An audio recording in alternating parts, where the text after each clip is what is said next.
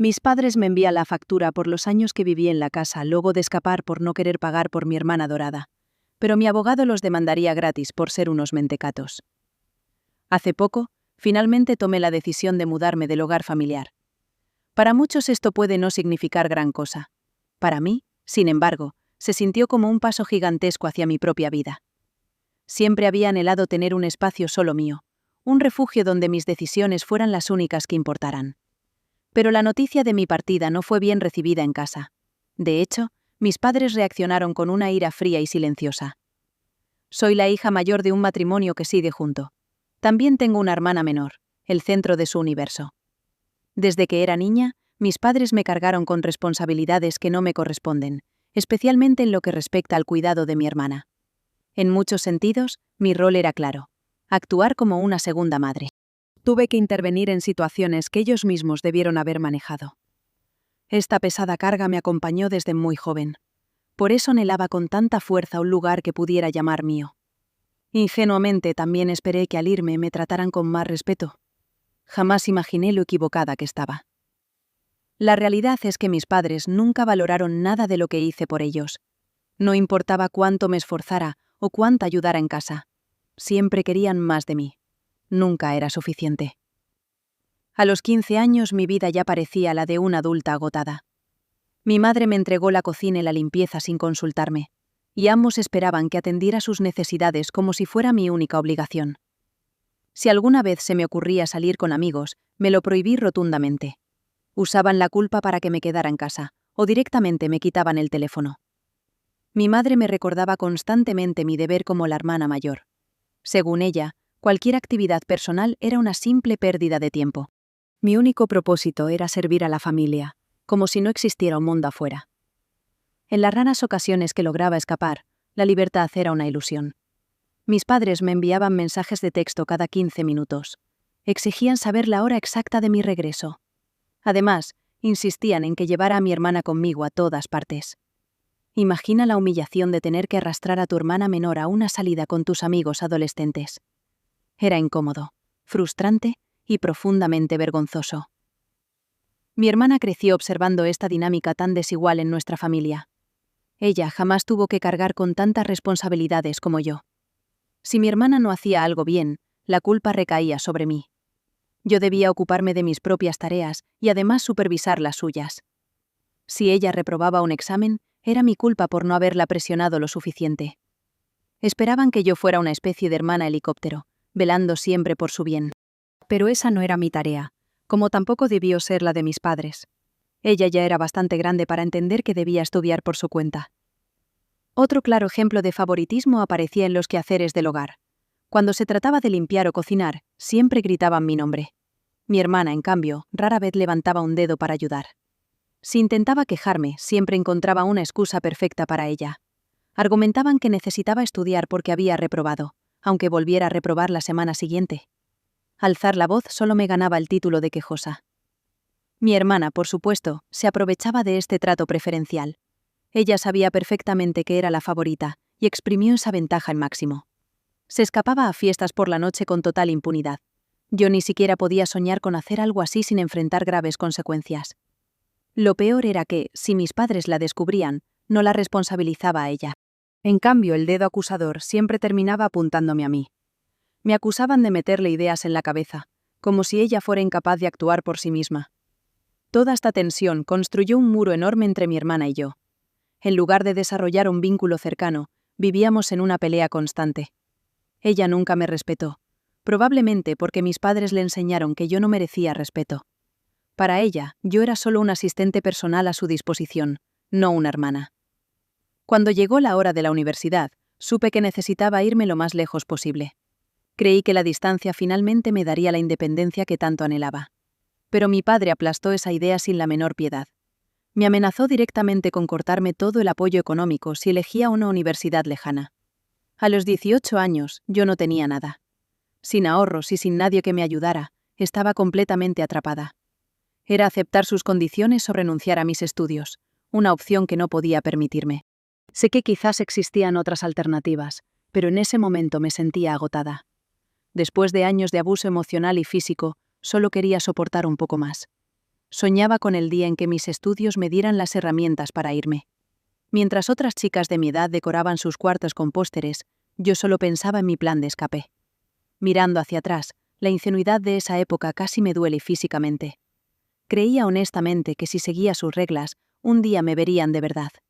Pensaba que podía ganarme su amor a base de sacrificios. Pero por mucho que diera, por muy obediente que fuera, ese momento de aprecio y reconocimiento nunca llegó. Las cosas finalmente explotaron durante la cena de Navidad del año pasado. Por una vez, mis padres parecían interesados en mi vida universitaria. Quizás veían en mí una futura seguridad económica que mi hermana no les daría. Durante la cena, mi hermana, quien estudiaba en un colegio comunitario, se puso visiblemente celosa. No soportó que, por un instante, la atención de todos estuviera sobre mí y mis logros. Mi hermana empezó a atacarme verbalmente justo delante de su novio, que había venido por primera vez a conocer a nuestra familia. No se contuvo en lo más mínimo, lanzando sus palabras como si fueran piedras. Se burló cruelmente de mí, asegurando que siempre sería una perdedora solitaria sin importar la universidad a la que fuera. Según ella, mi vida era un vacío sin amistades ni pareja. Lo que apretó el nudo en mi garganta fue el silencio de mis padres.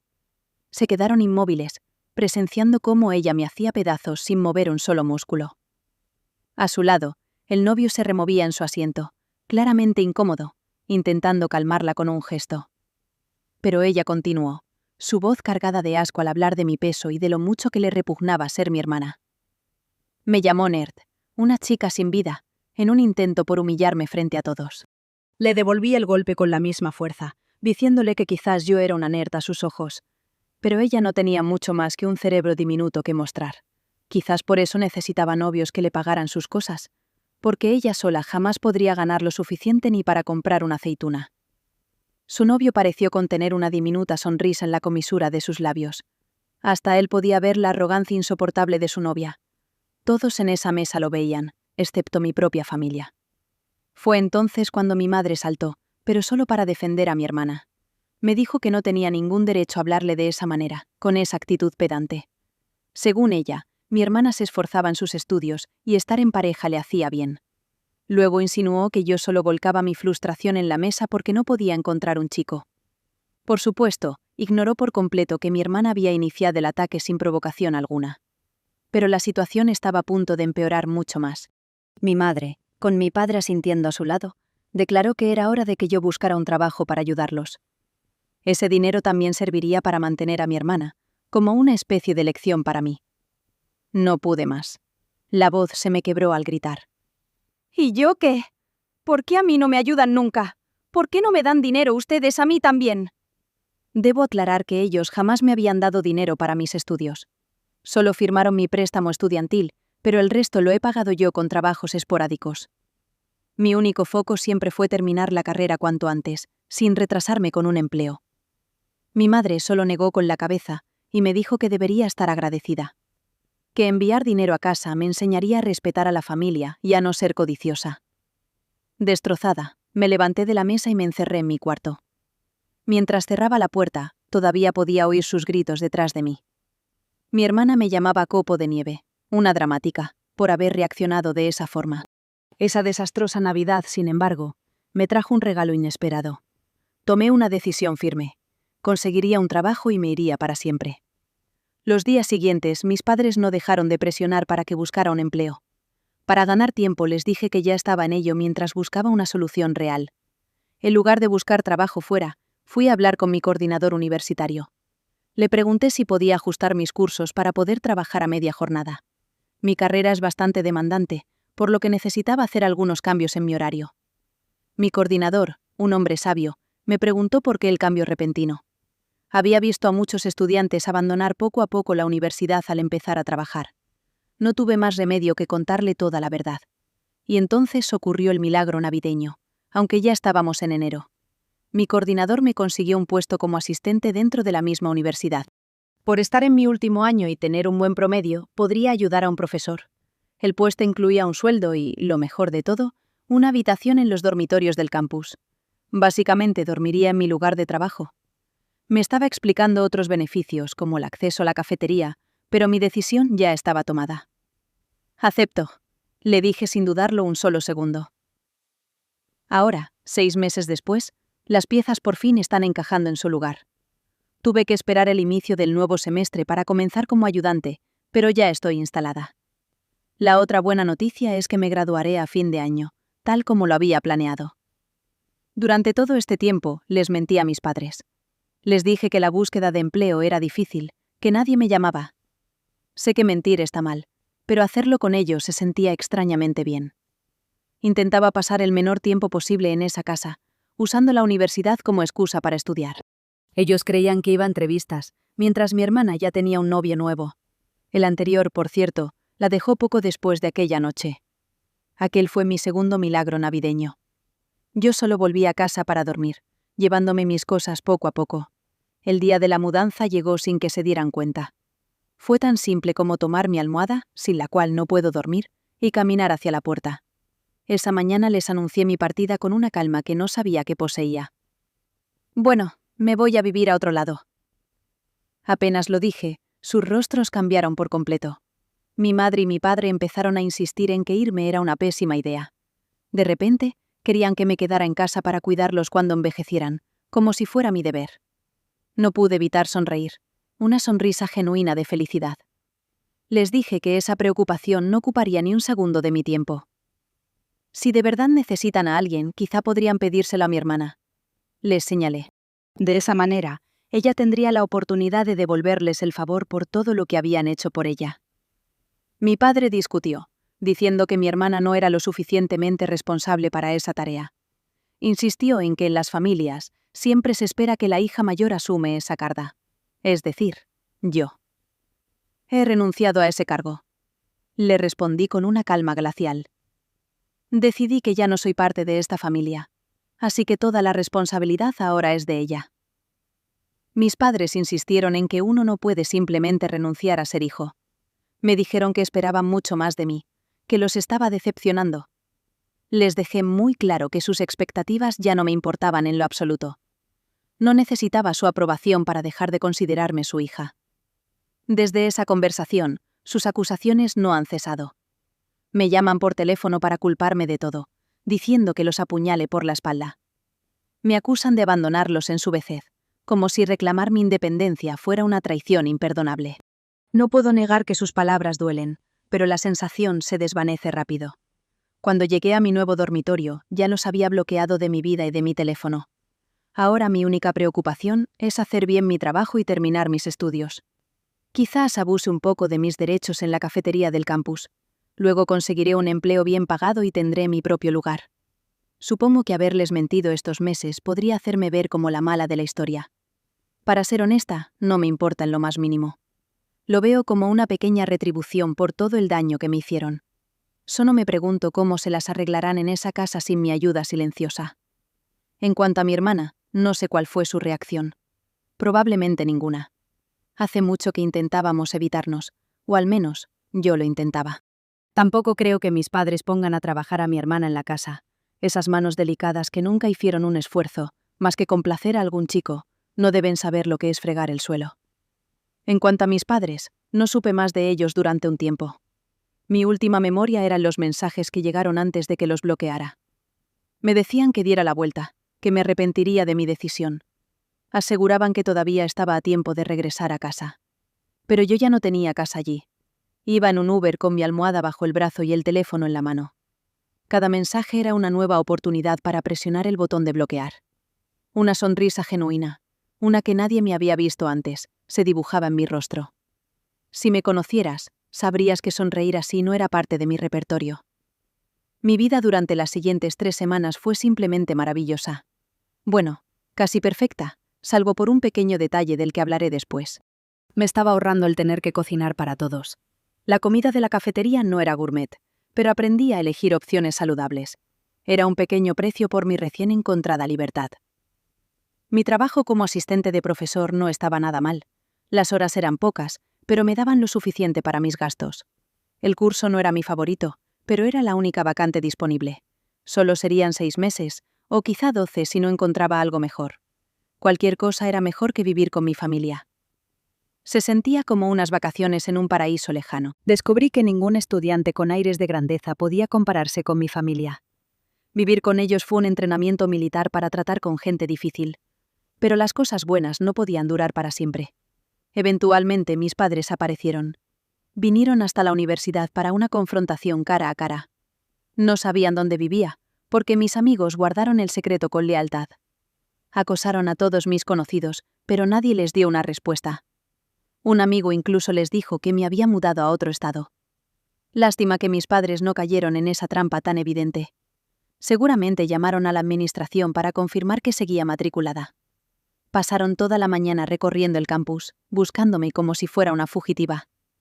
Yo, mientras tanto, estaba en mi dormitorio estudiando para un examen. Me interceptaron justo cuando me dirigía a la clase donde debía asistir el profesor. Debía haber tomado otra ruta. No esperaba que mis padres me prepararan una emboscada de esa manera. Mi primer instinto fue murmurar una disculpa y seguir caminando. Pero el aula no estaba lejos y no tenía minutos de sobra.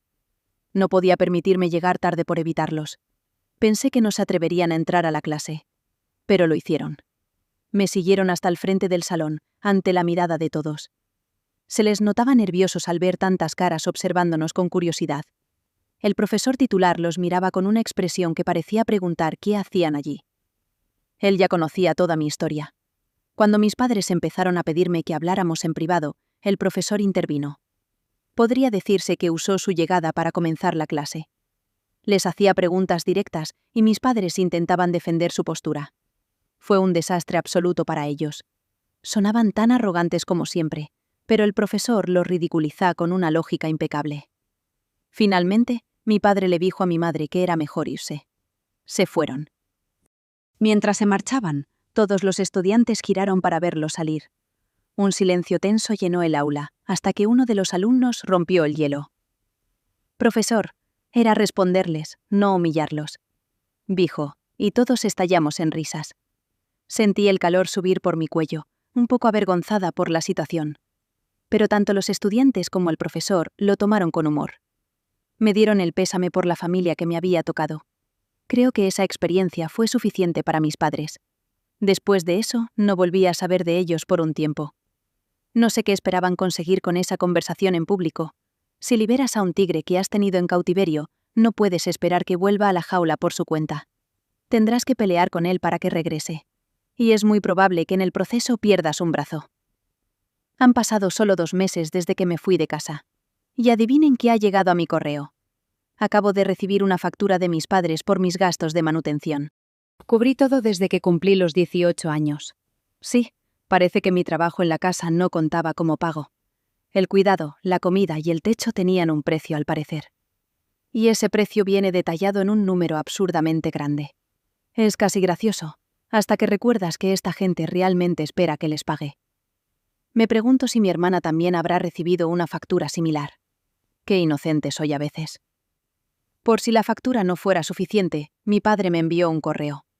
Detalla cada supuesto sacrificio que hicieron por mí. Me tuvieron cuando eran jóvenes, lo cual es cierto. Pero ellos tomaron esa decisión. No es que yo se los hubiera pedido. Él afirmaba que habían sacrificado todo por una hija desagradecida y egoísta. Era una lista interminable de todo lo que habían hecho por mí. Se presentaban como héroes trágicos de una epopeya griega. Como broche de oro, decía que lo mínimo que podía hacer era devolverles el dinero. Después de eso, prometían desaparecer de mi vida para siempre.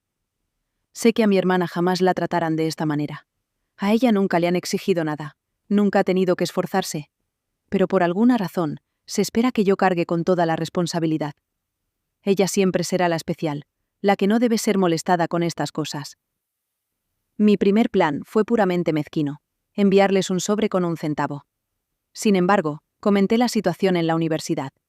Me recomendaron hablar con un profesor de la Facultad de Derecho. Ofrecía consultas gratuitas a cambio de usar los casos como ejemplos en sus clases. Le pareció que mi historia era perfecta para enseñar a sus alumnos. Todos recordarán el caso de los padres que demandaron a su hija. Y eso hice. El abogado me advirtió que enviar el centavo podría haberse interpretado como una aceptación de la deuda. En su lugar, decidimos preparar nuestra propia demanda contra ellos. Íbamos a reclamar el pago por mis años de trabajo como empleada y niñera. Tomando el valor por hora, La cifra era mucho mayor que la suya. Me encantaría ver sus caras cuando reciban la notificación. Pero mi abogado me aconsejó evitar todo contacto con ellos por ahora. Ellos no me están demandando todavía, solo enviaron una factura. Pero nosotros sí vamos a presentar la demanda, aunque solo sea para asustarlos. Queremos divertirnos un poco con ellos hasta que se cansen. Han pasado 2 semanas desde la última actualización que les di. La respuesta de mis padres no llegó a través de un abogado. Llegó otro correo electrónico. Esta vez, decían que no era justo que los demandara. Afirmaban que no podía hacerles algo así. Bueno, miren cómo lo hago. El abogado dice que es su obligación moral demandar a estos mentecatos. Porque además de sonar indignados, insisten en que debería devolverles el favor. Exigen que les envíe dinero a casa cada mes. He devuelto algo, sí. Pero mi respuesta final fue la notificación de que la demanda sigue en pie. En esta batalla, mis padres no tienen nada que ganar. Ningún juez les concederá sus absurdas exigencias. No existe ni un papel, ni un solo mensaje donde me informaran de esa supuesta deuda. En cambio, yo tengo un arsenal de pruebas a mi favor. Cuento con vecinos, amigas y otras personas dispuestas a testificar la verdad. De hecho, están deseando hacerlo. Ellos van a gastar una fortuna en un abogado, mientras que el mío trabajará gratis. Incluso si un juez considerara su demanda válida, aún estarían en desventaja frente a la mía. No existe ningún escenario en el que esto termine bien para mis padres. Pero como dije, el tigre te arrancará un brazo si intentas volver a encerrarlo. Espero que no le tengan mucho cariño a esos brazos. Pienso colgarlos en mi dormitorio cuando esto acabe. Hablando en sentido figurado, claro. Ahora hablemos de mi hermana, porque ha decidido opinar sobre nuestros padres. Se ha convertido en una testigo clave para mi caso, aunque esa no era mi intención.